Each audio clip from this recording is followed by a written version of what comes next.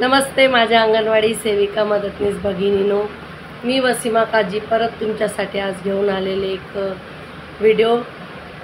माझ्या मैत्रिणींनो, मला खरंच माफ करा, मी शनिवारी व्हिडिओ टाकू शकले नाही, कारण घरात लग्न होतं। कुटुंबामध्ये लग्न असल्यावर किती कामं असतात, काय सगळी पळापळ होती, त्याच्यामुळे मी तुम्हाला व्हिडिओ बनवू शकले नाही।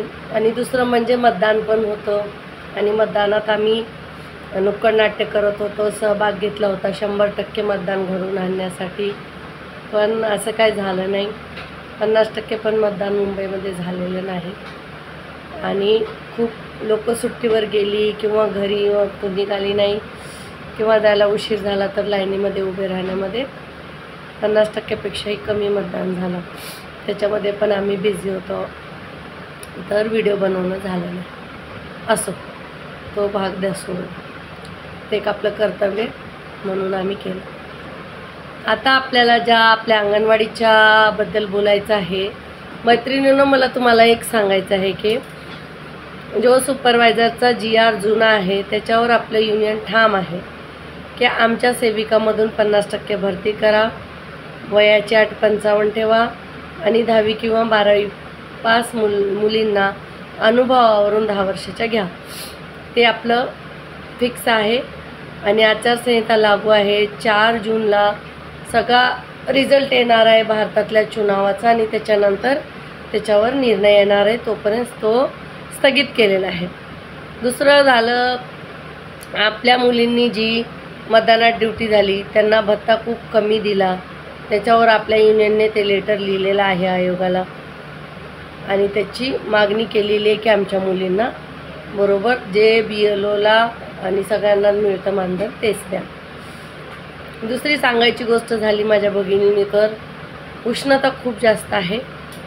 गावात राहणाऱ्या खास करून माझ्या मैत्रिणींना उन्हात जास्ती फिरू नका, 12 ते 4चा वेळ जरा टाळा, बाहेर जाऊ नका। कुठून न्यूज येत आहे की उष्णतेमुळे खूप नुकसान झालं, काहींचे मृत्यूसुद्धा झाले। आपला जीव आपल्या परिवारासाठी, कुटुंबासाठी खूप महत्त्वाचा आहे, म्हणून हे लक्षात ठेवा आणि जास्ती उन्हात बाहेर फिरू नका। ज्यांनी पहिल्या सुट्ट्या घेतल्यात त्या आता हजर झालेल्या आहेत, स्वतःची काळजी घ्या आणि ज्या मदतनीस हजर झालेल्या आहेत त्यांना मोबाईल देताना त्यांना लिहून सही करून मोबाईल द्या। उद्या मोबाईल हरवला तर आपल्यावर येईल। आणि मदतनीसांनी पण असंच करा, जर आता तुम्ही दुसरी सुट्टी घेतली असेल तर तुम्ही सेविकाला मोबाईल दिला, ते लिहून घ्या। हे बघा, मी नेहमी हेच म्हणते, 1000 बका 1 लिखा, उपयोगी पडतं, म्हणून नेहमी लिहून ठेवत जा। काही छोट्या छोट्या गोष्टी लिहून ठेवायच्या जीवनात। त्या छोट्या छोट्या गोष्टी जेव्हा आपण जीवनात लिहून ठेवतो आपल्याला त्या छोट्या वाटतात पण त्या उपयोगी पडतात। गरमी खूप आहे, उखाडा खूप आहे, मुंबईला पण उष्णता बघा जास्त आहे, ती पंखे लावूनसुद्धा गरमी होत आहे। तर स्वतःची काळजी घ्या, पाणी जास्तीत जास्त प्या, तहान नसली तरी पाणी प्या आणि स्वतः निंबू पाणी, निंबू सरबत वगैरे, कलिंगड खा, थंड पदार्थ खा, जास्ती नॉनव्हेज वगैरे थोडं टाळा, थोडं 15 दिवसासाठी। उष्णता ह्यावेळेस जास्तच आहे, पाऊस येईन तो पण तसाच येईन, पाऊस पण जास्तीच येईन। तर भगिनीनं स्वतःची काळजी घ्या, मला हे बोलायचं आहे तुमच्यासाठी। अजून दुसरं सांगायचं झालं तर आता आपल्याला जो टेक होम राशन येत होता THR, मुलांना त्याच्यात गहू होते, चणे होते, अजून डाळ होती, साखर होती, मीठ होतं, हे सगळ्या वस्तू 7 वस्तू आपल्याला येत होत्या, मिरची, हळद पावडर वगैरे। आता ते बंद करून आपल्या मुलांना टेक होम राशनमध्ये जी राशनची पाकिटं देत आहेत THRची, ती पाकिटं सहसी आता काय झालं आहे, 6 महिन्याचं 7 महिन्याचं मूल झालं की आयांना मुलांना बाहेरचे वस्तू खायला द्यायची सवय झाली। तर बघा, पौष्टिक आहार थोडा जिभेला चांगला नसतो, पण जिभेला चांगल्या नसणाऱ्या वस्तू काही मुलं खात नाहीत। आणि जर आधी गहू येत होते, गहू दळून चपात्या करून, खिचडी करून, डाळाची साखर शिरा करून वगैरे ते मुलांना खाऊ घालायचे, पण आता ते पॅकेट येतात ते फक्त मुलंच खाऊ शकतात आणि मुलं काय ते खात नाहीत। याच्यासाठी युनियनकडे आम्ही सगळ्यांनी मागणी केलेली आहे की हा पावडरचा THR आम्हाला नको, आम्हाला राशनच द्या आमच्या मुलांना। तर तुमची त्याच्यावर काय प्रतिक्रिया आहे ते पण मला भगिनींना कळवा आणि नक्कीच मी युनियनला याच्याविषयी बोलणार आहे आणि आमचं बोलणं सुरूच आहे। ग्रुपमध्ये आम्ही टाकलेलं आहे की हे नको, याच्यासाठी काहीतरी आवाज उठवा, कारण 1-2 जागी पाकिटमध्ये आळ्या निघाल्या। गोरगरिबांच्या मुलांना खाऊ घालणे आपल्याकडून पाप होणार आहे। तर जेव्हा हे पाकिट येतात तेव्हा उघडून बघा, त्याच्यावर एक्सपायरी डेट आहे का ते बघा। तर अशा खूप ठिकाणी कंप्लेंट आलेल्या आहेत ह्या टेक होम राशनच्या। तर त्याच्यासाठी युनियनशी बोलणं झालेलं आहे आणि युनियन याच्यावर पर्याय नक्कीच काढणार आहे। जर आधी लेखी देणार आहेत आणि नाही ऐकलं तर मग आपल्याला मोर्चा काढायचा आहे। तर एवढी बातमी माझ्याकडे आहे भगिनींनो। दुसरं मला सांगायचं की मी नेहमीच बोलते की तुम्ही आतापर्यंत तुमच्या जीवनात वेगळी स्किल कौशल्य म्हणून काय सुरुवात केलं, काय नवीन करताय तुम्ही जीवनात। जसं मी तुम्हाला सांगितलं की I am talking now English in speaking, I will learn little bit English and speak with you. I love my anganwadi friends, I love my little children. When they come my Anganwadi, when I saw them, I'm so happy. Their smile, the little kid is so cute, and I am happy. And I'm learning more and more English and explain my children, and I also teach my children some little word. So my Anganwadi children also speaking in English. So एवढं मी English शिकत आहे। तोडकी फोडकी का असताना मी बोलण्याचा प्रयत्न करते, शिकते। हे बघा, शिका चुका शिका, त्याच्यामध्ये काय घाबरण्यासारखं नाही येत म्हणूनच ते आपण करतोय। आणि हे बघा, ह्या गोष्टी नेहमी ॲक्सेप्ट करायच्या की माझं चुकतंय, मला येत नाही। जीवनात कोणी परिपूर्ण नाही, जर पूर्ण आहे तर तो देव आहे, आणि जर तो काही नाही येत तर तो कोण आहे तुम्हाला माहिती आहे तो कोण आहे? त्याला आपण म्हणतो की भूत आहे ना। ज्याला काही येत नाही तो भूत आहे, त्याला सगळं येतं तो देव आहे ना। आपण भूत आहोत ना आपण देव आहोत। तर आपण कोण आहोत? आपण माणसं। तर माणसाकडून चुका होणारच, चुकायचं आणि शिकायचं। आता तुम्हाला दुसऱ्या गोष्टी बोलायच्या झाल्या तर कधी कधी कसं होतं माहिती का, काहीतरी गोष्टीसाठी आपल्या मुख्य सेविकेने आपल्याला काम वगैरे लावलेले असतात। मग महिला कशा करतात, तू बोल ग, तू बोल ना, तू चांगलं बोलते, तू पुढं हो, तू बोल। असं नाही, हे बघा, त्या पण स्त्रियाच आहेत, त्या पण महिलाच आहेत, त्यांना समजून सांगा। आपण जर बोललेच नाही तर आपल्या प्रतिक्रिया किंवा आपल्या वेदना त्यांना कशा कळणार? म्हणून आपण स्पष्ट आपले काही असलं तरी बोलण्याची पद्धत असते, पद्धतशीर बोलायचं आहे की मॅडम मी असं मला जमणार नाही, मी अशी आजारी आहे किंवा असं आहे, आणि मॅडमचा फोन आला, मिस कॉल होऊन गेला, व्हॉट्सअपवर मेसेज आला, उत्तर द्यायला वगैरे उशीर झाला तर आरामात बोला, काही नाही। थोडं घाबरून जाऊन काय मुली ट्रेनमध्ये बसतात, थोडा उशीर झाला, मॅडम आल्या म्हणून पळत येतात आणि काहीतरी त्यांच्या जीवाचं बरं वाईट होतं, असे केसेस आलेले। म्हणून या सगळ्या गोष्टी करू नका। एक फोन उचलून मॅडमला बोला, 10 मिनटं उशीर होते, 15 मिनटं उशीर होते। आता आपण मस्टरवर आलो, सही केली आणि अंगणवाडीत गेलो आणि अचानक फॅमिलीमध्ये कोणाच्या काही कुठे, आपण तर सगळ्यांना आपलं कुटुंब समजतो, आजूबाजूच्या लोकांना जरी दुःख झालं तरी आपल्याला वाईट वाटतं। तर आपल्या फॅमिलीमध्ये काही प्रॉब्लेम झाला, आपल्याला घरी जावं लागलं, तर आता सध्या व्हॉट्सअप आहे, डिजिटल झालेलं आहोत आपण। तर मॅडमला सरळ लिहा, मॅडम मी सही केली, मी अंगणवाडीत आले, पण माझ्याकडे असा प्रॉब्लेम झाला, त्याच्यामुळे मला घरी जायचं आहे, आणि विचारून जा।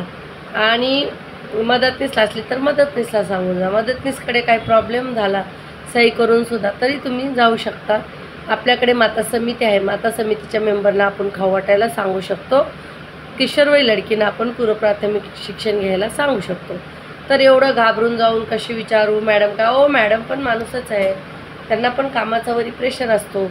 आता सुपरवायझरच्या भरती नसल्यामुळे किती सुपरवायझर, एक सुपरवायझर 4-4, 5-5 मिनिटाचं काम करतात, मग त्यांच्याकडून काही ना काही राहणार, चुका होणार, ते सुद्धा माणसंच आहेत। म्हणून आपल्याला बोलून आपलं काम करून घ्यायचं आहे आणि त्यांचंसुद्धा काम करायचं आहे। हे बघा, जेव्हा आपल्या अंगणवाडीची वेळ आहे, जेव्हा आपल्याला सुपरवायझर काम लावतील किंवा बोलतील, तो करणं आपलं कर्तव्य आहे, कारण आपण त्याचंच मानधन घेतो। किती मानधन घेतो, काय घेतो, हे आपल्याला ठरलेलं आहे. पण अंगणवाडीच्या वेळात जर अंगणवाडीचं काम लावलं तर आपल्याला करायचं आहे. अंगणवाडीचा वेळ झालेला आहे. एक माणुसकी म्हणून छोटंसं काम तुम्ही करून देऊ शकता. पण अंगणवाडीचा वेळ झालेला आहे, तुम्हाला घरी जायला उशीर होतो आहे, घरी छोटी मुलं आहे, स्वयंपाक करायला कोण नाही, जर दूर राहत असला तर अंगणवाडीच्या नंतर काही काम करायचं नाही. सरळ घरी जायचं, मॅडमला सांगायचं माझ्या घरी व बाई कोणी काम करायला नाही, मलाच करावं लागतं, तर मी घरी चालले. विचारून जा, बोलून जा आणि अंगणवाडीच्या वेळेत अंगणवाडीचं काम करा. आणि अंगणवाडीच्या वेळेनंतर करू नका, सरळ सांगा नाही करणार आम्ही, आमचं पूर्ण दिवसाचं नोकरी नाही, आम्ही मानधनी आहेत म्हणून असं सरळ सांगायचं. घाबरू नका अजिबात. हां, आणि दुसऱ्या गोष्टी तुम्हाला सांगते, जे सुपरवायझरचं आहे त्याच्यावर आपण थांबव. सेविकेची कुठेही भरती अजून झालेली नाही, अजून कोणत्याही सेविका रिटायर झालेल्या नाहीत. जी भरती झाली ती मागेच झाली, मदतनीसची सुद्धा अजून भरती झालेली नाही. म्हणून तुम्ही हे सगळे विचार सोडून द्या.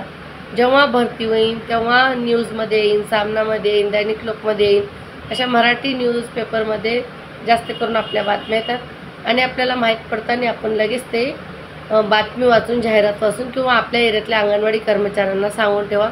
जर कुणाला नोकरीला लागायचं असेल तर त्या लगेच, आता सगळ्या रिटायर होणार आहेत, खूप जास्ती महिला रिटायर होणार आहेत, तर त्याच्या जागी त्यांना चान्स मिळेल. आणि त्यांना हे पण सांगून ठेवा वयाची काय अट आहे, शिक्षण किती पाहिजे, मुलांची काय अट आहे, सगळं सांगा, नंतरच फॉर्म भरा. म्हणजे त्यांना येऊन ऑफिसमधून परत जायला नको. व 32 वर्षाच्या आतमध्ये वय असलं पाहिजे, 2 मुलं असली पाहिजे आणि शिक्षण पदवीधर आणि कम्प्युटर थोडंफार. तर हे सांगा, कारण 10,000 मानधन आहे. आता मानधन वाढणार आहे. आता इलेक्शन झाल्यानंतर आपण आपल्या मानधनाविषयी बोलणार आहोत, त्याची चर्चा होणार आहे. पुढं अजून इलेक्शन येत आहे, मतदान येत आहे, आपला चान्स आहे. बघूया आता काय होतं आहे 4 जूनला. त्याच्यावर आपली जर्नी ठरणार आहे की आपण पुढं काय करणार आहे. असो, तुम्ही स्वतःची काळजी घ्या. मी नेहमीच म्हणते, घरातल्या मुलांना लक्ष द्या. सुट्टी आहे तर सुट्टीत मजा करा. गावच्या मुलींना जरा पापड लोणचं वगैरे करून मुंबईच्या मुलींना मोर्चाला येताना घेऊन या. आनंदाने खाऊ मिळून चटणी भाकरी खायची, जीवनात सुखी राहायचं आणि जे ना देवावर सोडून द्यायचं. हे बघा, आपल्यासाठी कोण वाईट बोलतं, चांगलं बोलतं, चांगलं करतं, वाईट करतं, सगळं द्या सोडून. तो बसला ना वरी, तो बघणार आहे. आणि तो आपल्याला माहिती आहे की आपण चांगलं काम केलं तर आपलं चांगलंच होणार, वाईट काम केलं तर वाईट होणार. म्हणून जास्ती घाबरून जाऊ नका, आरामात राहा, मजेत राहा. एवढीच माहिती माझ्याकडे आहे सध्या. मी 15 दिवस आता सुट्टीवर आहे, पण लग्नामधून फ्री झाले, मतदानातून फ्री झाले, तर तुमच्यासाठी व्हिडिओ केला. व्हिडिओ करून खूप दिवस झाले होते. तर THRवर काय तुमच्या प्रतिक्रिया आहेत? आपल्याला राशन पाहिजे का? आपल्याला पावडर तर नकोच आहे, सगळ्यांची हीच प्रतिक्रिया असणार आहे. माझी अशी एक प्रतिक्रिया होती की पावडर THR ऐवजी आठवड्यातून मुलांना केळी अंडी 2दा तरी द्यावी. आणि किशोरवयीन मुलींचा फक्त आढावा घेऊन चालणार नाही. आता 11 ते 18 वर्षाच्या मुली खूप जंक फूड खातात, बाहेरच्या वस्तू खातात, नंतर चक्कर येते, ॲनेमिया होतो, लग्न झाल्यावर त्यांना आई व्हायला पण त्रास होतो. तर ह्या मुलींसाठी काही सरकारकडून ठोस असा एक सप्लिमेंट आहार सुरू करावा, ही माझी विनंती आहे. आणि खूप जणींनी मला हे मेसेज दिला होता की किशोरवयींचा नुसता आढावा घेऊन काय फायदा, 11 ते 15पर्यंत त्यांनाच्यामध्ये मासिक पाळी सुरू होते, मग त्यांना गरज असते आहाराची. गाव साईडच्या मुलींना, खूप कष्ट करणाऱ्या मुलींना अन्न नसतं, मग ॲक्च्युली आपण आपल्याकडून खाऊ दिलं तर त्या होणाऱ्या भावी माता आहेत आणि घडवणारे भावी नागरिक आहेत भारताचे. तर त्याचा विचार करावा सरकारने. आमचं मानधन वाढवून द्यावं आम्हाला, आमचं जे संपातलं मानधन आहे ते सुद्धा द्यावं आम्हाला, अशी मागणी केलेली आहे. वारंवार मिटिंगा होत आहेत, मागण्या करत आहेत. तुम्ही कोणत्या युनियनमध्ये आहात, काय करतात त्याच्याशी मला काही नाही, पण जर तुम्ही एखाद्या युनियनचे सभासद आहेत तर सभासद फी भरून त्याची पावती घेऊन ठेवत जा, आपल्याला उपयोगी पडते. 10 वेळेस म्हणते, 1 लिखा 1000 बका. लिहून ठेवलेलं आपल्याला कधीही कुठे येत नाही. घरात पण असंच करत जा, छोट्या छोट्या गोष्टी लिहायच्या. सकाळी उठलं की एक 5 मिनिटात लिहून काढायचं की मला दिवसभर काय करायचं, दिवसभर काय आणायचं, काय खर्च करायचं. एक छोटासा खिळा जरी खरेदी केला तर लिहून ठेवा, ते नंतर खूप उपयोगी पडतं.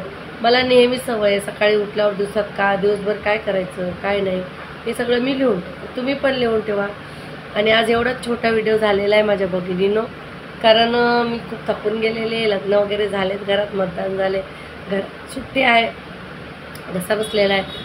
मला होतं की तुम्हाला तुमच्यासाठी एक व्हिडिओ करायचा म्हणून मी केला. आणि सगळ्यांनी मिळून राहा, आनंदी राहा.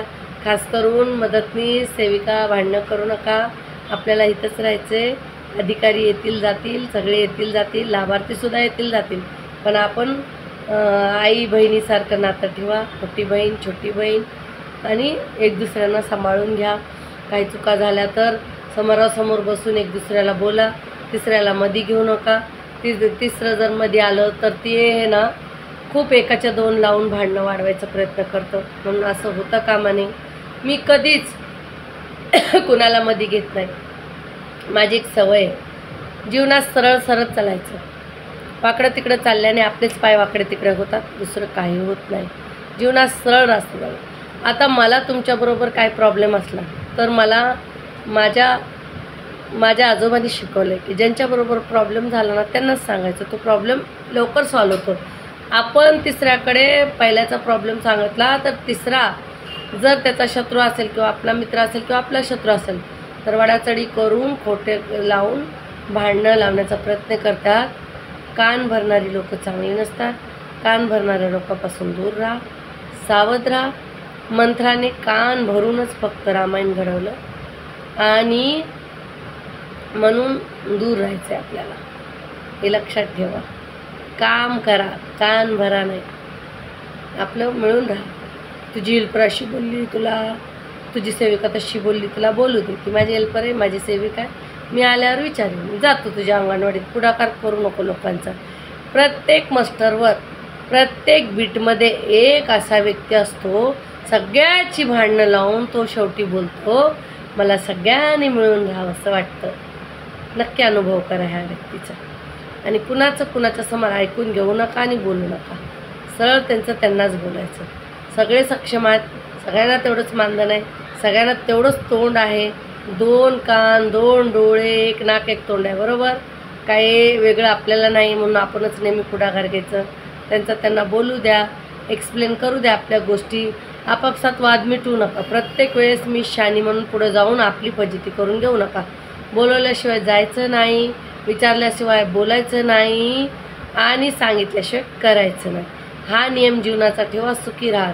आणि नक्कीच हे करून बघा. आठवड्याभर तुम्हाला नक्कीच रिझल्ट येईल याचा. मला खूप रिझल्ट आलेला आहे. मला आधी ती मला अशी बोलली तुझ्यासमोर, थांब तिला बघते.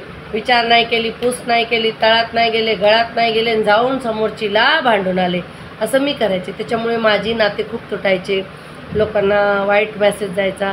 हे सगळं नाही करायचं. याच्यामध्ये फक्त टाईम वेस्ट होतो आणि हे जीवन एकदाच मिळतं. मी नेहमी म्हणते गेलेली वेळ कोणीच परत देऊ शकत नाही.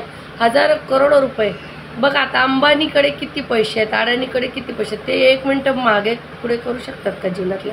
नाही. मग आपला वेळ असा फालतू टवाळ्यात का घालवायचा? फक्त बोलण्यात तर काहीतरी करा. तोंड उघडण्यापेक्षा हात चालवा. त्यांनी 2 पैसे येतील, घराचं समाधान होईल, मुलं शिकून निघतील. मुलांचं शिक्षण चांगलं करा. अर्धी भाकरी कमी खा, मुलांना शिकवा. मुलींना जास्ती करून शिक्षण द्या. कारण येणारी वेळ कशी येईल सांगता येत नाही. एवढी महागाई झाली आहे. नवरा बायकोने दोघांनी कमवलं तर मुलांचं कसं तरी पोट पाळता येतं. म्हणून मुलींना शिकवा, आपल्या मुलांना शिक्षण द्या, आनंदी राहा, स्वतःची काळजी घ्या, हसत राहा. चांगला विचार करा. हे बघा, सकारात्मक विचार केला ना डोक्यात तर सकारात्मक ऊर्जा निर्माण होते आणि ती सकारात्मक वस्तू सगळ्या आपल्याकडे आकर्षित करते. तुम्ही जर नकारात्मक बोलला तर सेम त्याचं उलट होणार. म्हणून सकारात्मक बोला, चांगलं बोला आणि चांगलं वागा लोकांशी. प्रेम हे बघा एक अशी प्रेम हे असं आहे की हेच आहे फक्त ह्याच्यामध्ये कोणता बिझनेस नाही. प्रेम जेवढं दिलं तेवढं वाटतं आणि ज्ञान जेवढं दिलं तेवढं वाढतं. म्हणून प्रेम वाढवा, ज्ञान वाढवा आणि आनंद राहा. व्हिडिओ आवडल्यास सबस्क्राईब करा, लाईक करा आणि आपल्या ग्रुपमध्ये प्रत्येक मैत्रिणींना हा व्हिडिओ शेअर करीत जा. कारण मी खूप मेहनत करते आणि तुमचे मेसेज बघून, तुमचे कमेंट्स आणि लाईक करून माझा उत्सव वाटतो आणि मला सेलिब्रिटीसारखं फील होते की माझ्या मैत्रिणी माझ्यावर किती प्रेम करतात. तुम्ही ऑफिसला नंतर आहेत, तर संघटनेची नंतर आहेत, अंगणवाडी मैत्रीण म्हणून तुम्ही माझ्या मैत्रिणी आहेत आणि एक सखी म्हणून मी तुम्हाला नेहमीच खूप वाचन करते, खूप व्हिडिओ बघते, खूप साऱ्या नॉलेज घेते आणि तेव्हा व्हिडिओ बनवते. तर मिळून राहूया, मिळून जगूया, आनंदी राहूया.